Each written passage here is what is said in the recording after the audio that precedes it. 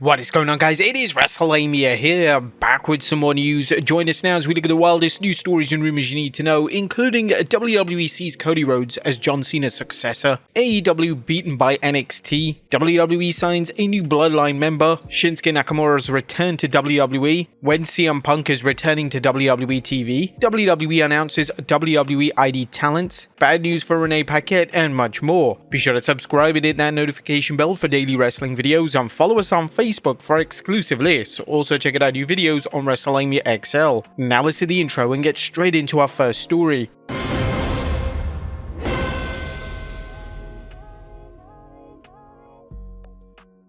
Our first story looks at WWE sees Cody Rhodes as John Cena's successor. But what are the WWE's long-term booking plans for undisputed WWE champion Cody Rhodes? While nothing is ever set in stone due to wild cards such as injuries, personal issues, etc., WrestleVotes Radio recently commented on the WWE's assessment of the American Nightmare. The report notes that management is in love with Cody as the face of SmackDown. Furthermore, it sees major parallels between Cody and the WWE's previous megastar babyface John Cena, particularly in how both kids and parents get behind him.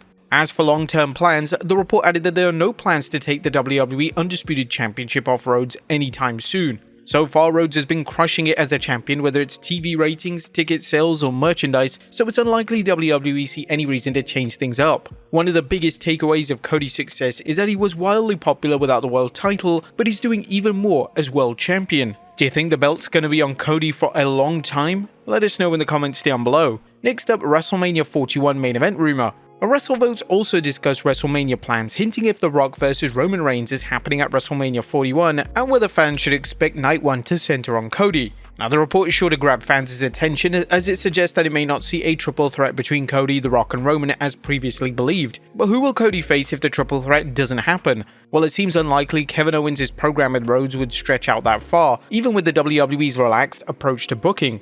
One name to keep an eye out on is John Cena, whose 2025 retirement tour has fueled theories he'll chase one of the WWE's world champions to break Ric Flair's record of 16 world championships. Is this the right move? Let us know in the comments down below. Next up, AEW Beaten by NXT. The ratings are in for Wednesday's matchup between NXT and AEW's flagship program Dynamite. NXT aired on Wednesday instead of its usual Tuesday night spot due to the focus on the United States presidential election. There was lots of attention on this battle as Dynamite got pasted in the ratings when it aired against NXT on Tuesday nights head-to-head. But the ratings are in and NXT won, with 619,000 viewers in a .17 in the 18 to 49s, with Dynamite coming in with only 523,000 viewers and 0.16 in the 18 to 49 demos. While Dynamite fared much better in its usual night and time slot than it did when it went against NXT on a Tuesday, AEW still came up short against the WWE's developmental brand, even though in all fairness, this was treated as an ECW special. While one night of the ratings isn't a scientific sample, it's a reminder of how AEW has lost a significant portion of viewers, while the WWE has grown its audience even with its developmental brand.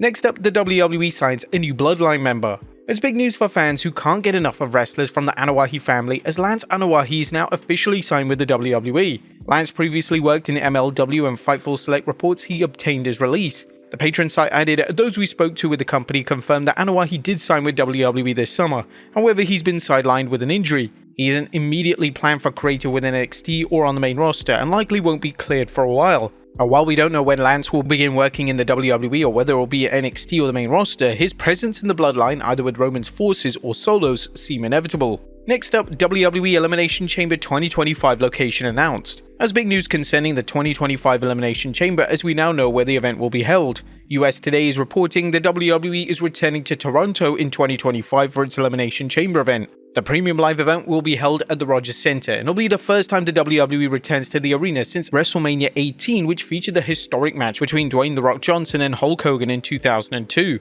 The facility, formerly known as a Skydome, brought in a reported 68,000 plus fans for WrestleMania 18, so it'll be interesting to see whether the WWE can fill a stadium again. They held this year's Money in the Bank at the Scotiabank Center, bringing 19,000 plus fans. But do you think the WWE can pull this off with its ever-escalating ticket prices? Let us know in the comments down below. Next up, Shinsuke Nakamura WWE return. But where's the King of Strong Style been and when is he returning? According to Sportskeeda's Dr. Chris Featherstone, he revealed in an exclusive report that Shinsuke Nakamura will be making his imminent television return to SmackDown within the next few weeks. He was originally scheduled to return at the upcoming episode of November 8th, but plans changed due to storyline reasons. He was last seen on television on April 22nd episode of Raw, losing to Sheamus, and his last televised match on SmackDown was a win against Karrion Kross on May 5th, 2023. Current plans are for him to return as a heel. While Shinsuke fans undoubtedly miss him, his absence is nothing unusual given the WWE's policy of rotating undercard talent in and out of programs. There's no word on who Nakamura will work with when he returns. Next up, when is CM Punk returning to WWE television? CM Punk just finished a major program with Drew McIntyre, which now has fans wondering what's next for the straight-edge superstar. While we've heard rumors of an eventual feud against Seth Rollins, the Visionary still seems preoccupied with Bronson Reed. That and the WWE's wish to save Punk vs Rollins for WrestleMania could mean someone else will step in.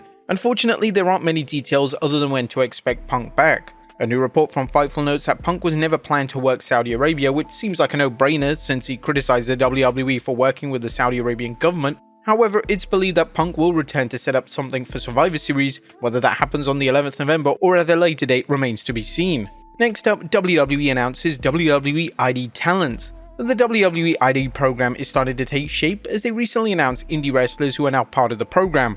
According to this week's Observer, a few of those under those deals were announced this week. One is Zeta Steele, who's been working for Marigold. She has a good look and some charisma but needs more time in the ring. Bryce Donovan, who is trained by Brian Myers and Pat Buck and has been wrestling for 8 years, was signed. Cappuccino Jones, who's done squash losses once on Dynamite to the Young Bucks and on Ring of Honor as well, was also announced. More expected to be announced over the next week. Now, in case you missed the announcement, WWE ID is a program designed to link designated wrestling schools with the WWE. In addition, the WWE recognizes certain indie wrestlers with its WWE ID tag. According to Dave Meltzer, the independent talent from those schools or elsewhere that they feel has potential will be signed as early as possible. One rumor is that Umaga's son Zilla Fatu has been signed to the program, however nothing has been announced just yet. It also appears that the WWE is looking to get the first right of refusal regarding wrestlers with the WWE ID tag. Meltzer noted that these wrestlers will be paid, but he noted not good enough money to live on.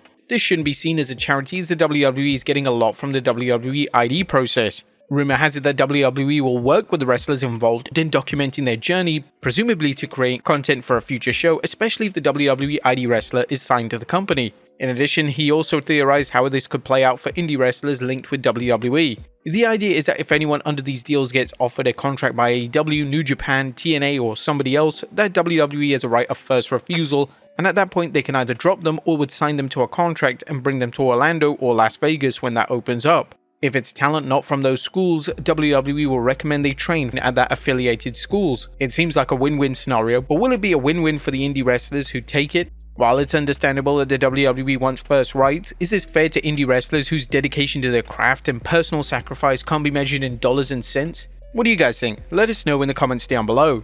Next up, the real reason why Devon Dudley didn't wrestle on NXT. On Wednesday's special ECW-themed episode of NXT featured appearances by ECW veterans including the Dudley Boys, Bubba Ray and Devon, where Bubba Ray even got into the action, teaming with Trick Williams to battle Ethan Page and Ridge Holland. After the match, brother Devon showed up with a table, but he didn't help Trick or Bubba when they put Page through a table, but why?